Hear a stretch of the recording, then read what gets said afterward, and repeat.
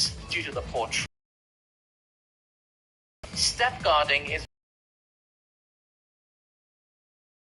higher levels. Lily is stun.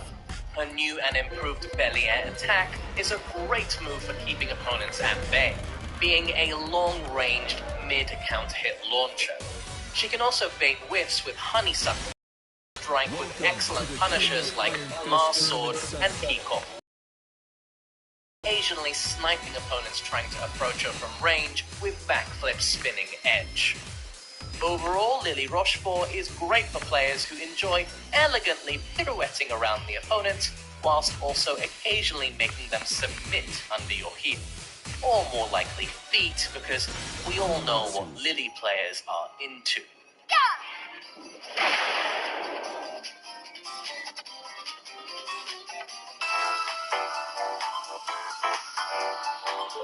Woo! Yay!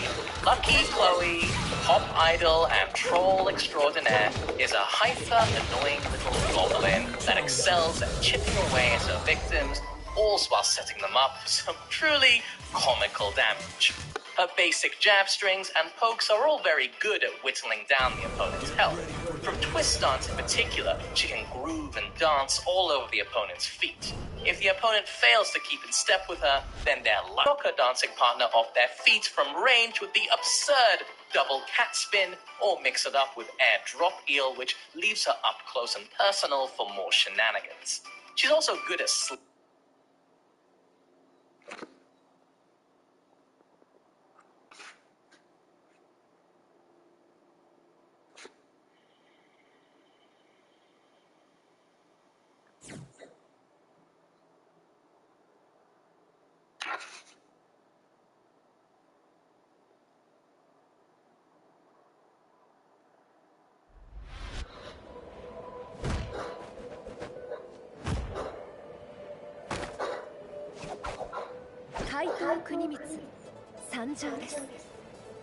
Round 1. Fight.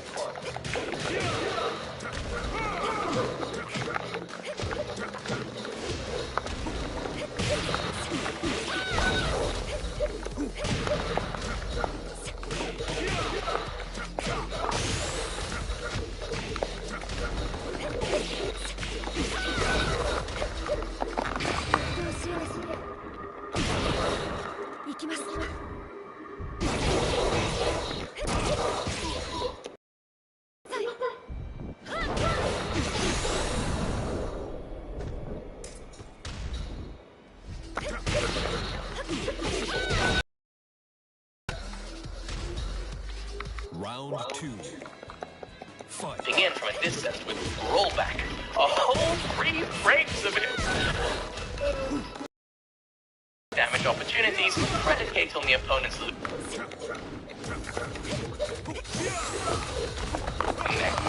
and striking back when they shouldn't.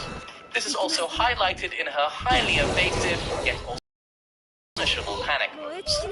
Chloe collected and patient players who can weather the storm of inane bullshit that she slings at you. In particular, she can be quite linear, and a solid read on her dance moves will make her pay dearly. Due to her stubby limbs and slightly below average movement, she can also struggle in the mid-range. Chloe is generally quite easy to play, but there is some execution behind her rhythm-based inputs. Also, setting up big damage is a little more sophisticated than simply just doing big damage. Lucky Chloe is recommended for the type of people who take pleasure in annoying their opponents with stupid cat memes from 4chan.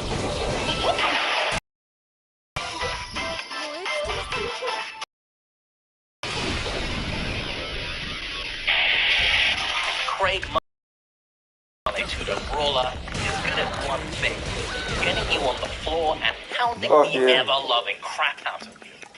Mudduck has long reach on his hulking arms, though much like Gigas, they're complex.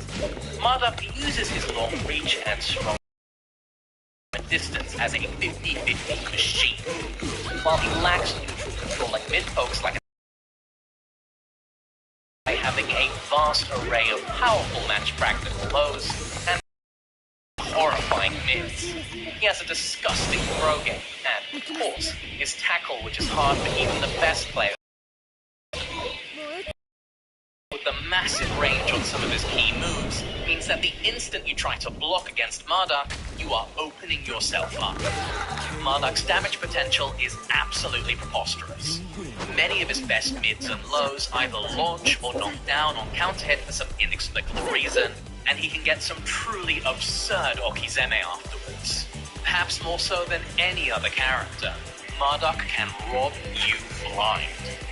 Marduk is also surprisingly hard to pressure for a big character, thanks to armored moves like double thruster, his unchickenable parry, and the weirdly evasive battering ram.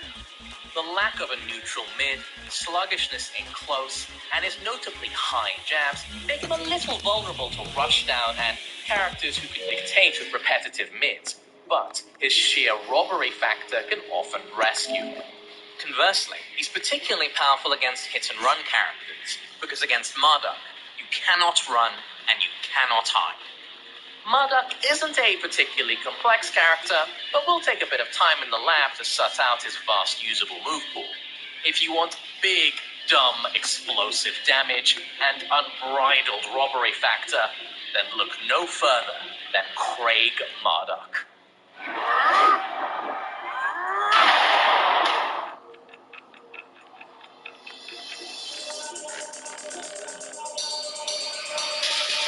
Master Raven, the stealthy secret agent ninja, is an elusive, versatile fighter who's hard to pin down and packs a punch.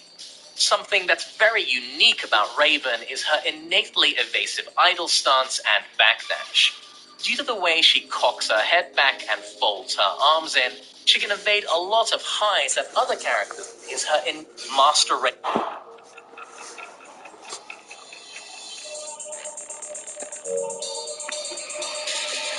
Master Raven, the stealthy secret agent ninja, is an elusive, versatile fighter who's hard to pin down and packs a punch. Something that's very unique about Raven is her innately evasive idle stance and backdash. Due to the way she cocks her head back and folds her arms in, she can evade a lot of highs that other characters can't. But on the flip side, is more susceptible to lows due to her wide stance. Her innate upper body evasion is also supplemented by an evasive moveset, with Black Hole being particularly good at sucking people in with big whips, and Shadow Snap Kick being an excellent panic move. Master Raven is also deceptively versatile. She has powerful pokes, strong whiff punishers, hard to punish keep out, excellent counter hit tools, jackknife elbow, and here, as well as some crushingly powerful mix-ups. Quicksand Catastrophe and Buzzsaw being damaging, hard-to-block blows. This is also complemented with yet more mix-ups from Vector, particularly her ambiguous throw game. Raven can also easily transition into Vector through her better pokes.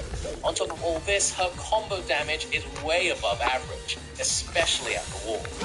Raven is the epitome of the double-edged sword. Her powerful counter hits and damage are balanced against her lack of conventional tools, as her down forward 2 and magic 4 equivalents both leave her back-turned and vulnerable. Her evasive tools, unique parries, and the advantages of her backwards-leaning neutral stance are balanced against her tendency for key moves like sudden strike and her rage drive to miss, her below-average punishment, and her slightly increased vulnerability to power lows like Akuma's clean-hit Kurubushi kick. Being able to handle the complexities of this double-edged blade in the heat of battle without cutting yourself is a task for only the most calm and collected professionals. After all, it's just business. Die! Mission.